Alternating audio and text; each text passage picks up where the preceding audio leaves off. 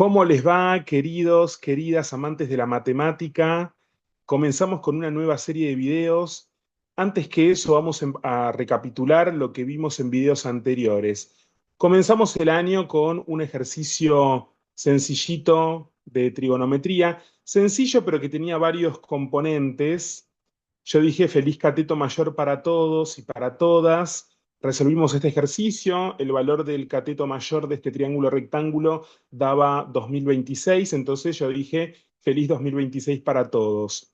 Para poder resolver este ejercicio nos hemos topado con muchos conceptos matemáticos. Hablamos del teorema de Pitágoras, hablamos de un producto notable muy importante que es el de diferencia de cuadrados, que es el resultado de hacer una suma por diferencia, y hemos aprovechado esto para poder interpretar geométricamente tanto el teorema de Pitágoras como otros productos notables, no solamente el de suma por diferencia, sino también el desarrollo del cubo de un binomio, del cuadrado de un binomio, el cubo de un trinomio, el cuadrado de un trinomio.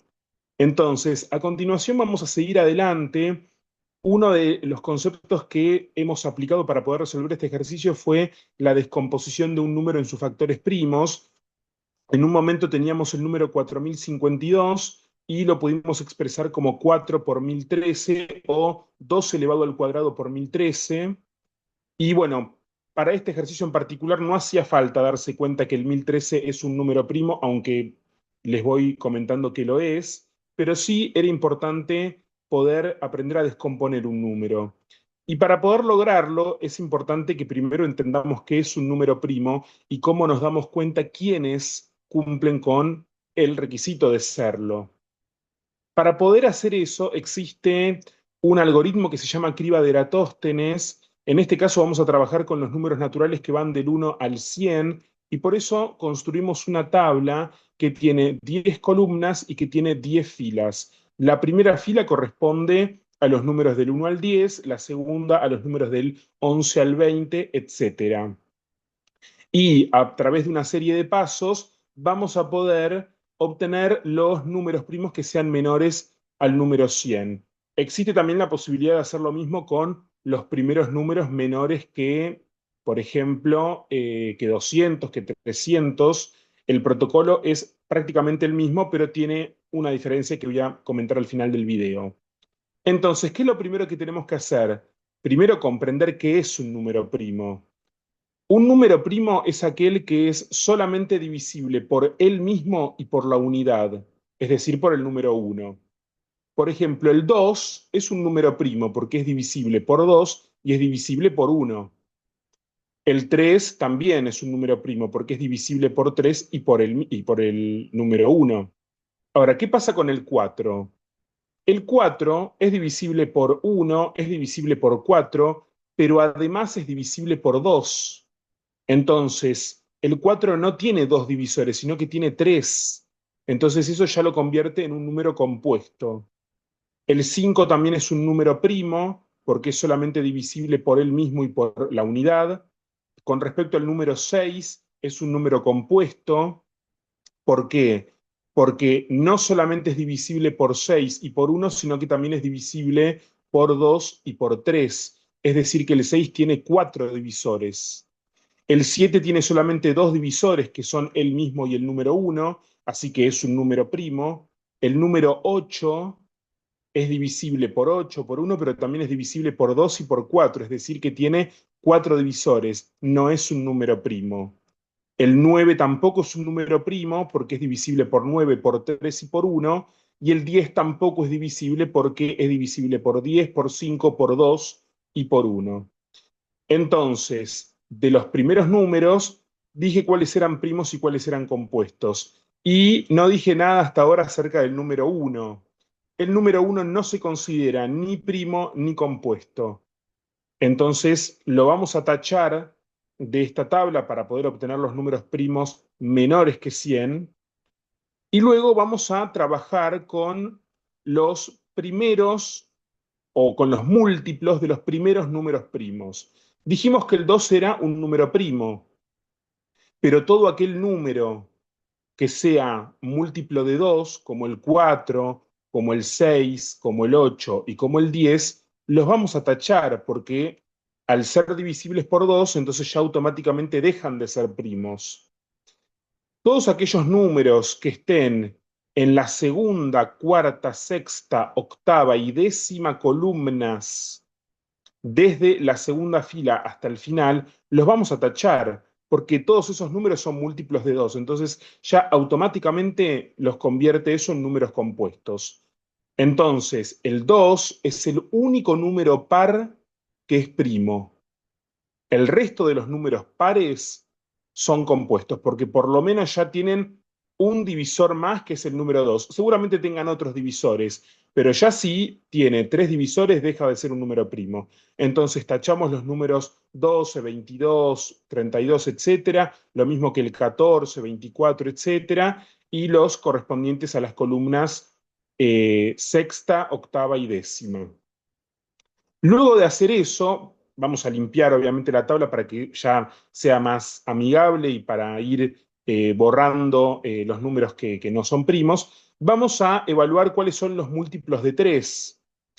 Esto lo voy a mencionar en otro video, pero ustedes se pueden dar cuenta fácilmente que un número es múltiplo de 3 cuando la sumatoria de sus dígitos es múltiplo de 3. Entonces, el primer múltiplo de 3 es el 3, no lo vamos a tachar porque es un número primo. El segundo era el 6, que ya lo tachamos por ser par. Y ahora vendría el 9. El 9 hasta ahora no lo tachamos y lo tachamos en este momento. A continuación vendría el 12, que no lo tachamos porque ya lo tachamos antes, y el 15. Entonces, ahí estoy tachando los múltiplos de 3 de la primera columna, la tercera y la quinta. Vuelvo para atrás un segundo. El 21 es un número que pertenece a la tabla del 3. 3 por 7, 21. Si yo tomo el número 21 y no recuerdo que es igual a 3 por 7, pero aplico la regla que dije hace unos segundos, yo puedo sumar sus dígitos. 2 más 1 es igual a 3 y 3 es múltiplo de 3. Así que el 21 es múltiplo de 3. El 51, que es otro número que está dentro de esa columna, también es múltiplo de 3. Si yo sumo 5 más 1, me da 6, que es múltiplo de 3. Por lo tanto, el 51 es múltiplo de 3. Lo mismo que el 81. 8 más 1 es 9. 9 es múltiplo de 3, por lo tanto, 81 es múltiplo de 3. Esos son los primeros, o son los múltiplos de 3 que están en la primera columna. Los que están en la tercera columna son el 33, 63 y 93. Para los de la columna quinta tenemos el 15, el 45 y el 75. En la columna del 7 tenemos el 27, el 57 y el 87. Y para la columna del 9, además del 9, tenemos al 39, 69 y 99. Fíjense que los múltiplos de 3 están separados. O sea, si yo encuentro un múltiplo de 3 en la tabla y me muevo 3 lugares hacia abajo, encuentro otro múltiplo de 3. Moverse 3 lugares hacia abajo es lo mismo que sumar 30. Por ejemplo, el 21 es múltiplo de 3. Si yo me muevo 3 lugares hacia abajo, encuentro el 51, que es 21 más 30. También es múltiplo de 3. Esto es importante tenerlo presente. Cuando yo tengo dos números que los estoy sumando entre sí y ambos números son múltiplos de 3, por ejemplo, la suma de ellos será múltiplo de 3. Entonces ya podemos sacarnos de encima estos números. Y ahora vamos a estudiar cuáles son los múltiplos de 5.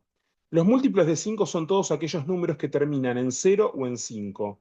Los que terminan en 0, que estaban en la décima columna, como el 10, 20, 30, etcétera, ya los taché, porque todos esos números son pares, es decir, eran múltiplos de 2. Entonces ya los taché en uno de los primeros pasos.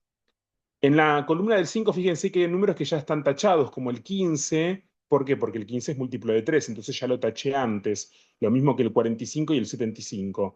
Pero los que todavía me quedan sin tachar son múltiplos de 5, los tacho ahora. Bien, entonces de esa manera ya me saqué de encima otros números que son compuestos. Vamos a borrar y vamos a limpiar un poquitito la tabla. Y ahora lo que vamos a hacer es evaluar cuáles son los números que son múltiplos de 7.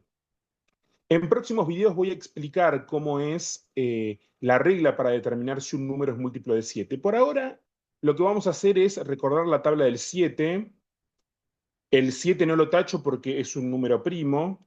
El 14 ya lo taché, o sea, ahora voy a ir pensando cuáles son los múltiplos de 7, ¿no? El 14 por ser múltiplo de 2 ya lo taché. El 21 por ser múltiplo de 3 ya lo taché. El 28 por ser un número par, por lo tanto múltiplo de 2 ya lo taché. El 35 por ser múltiplo de 5 ya lo taché.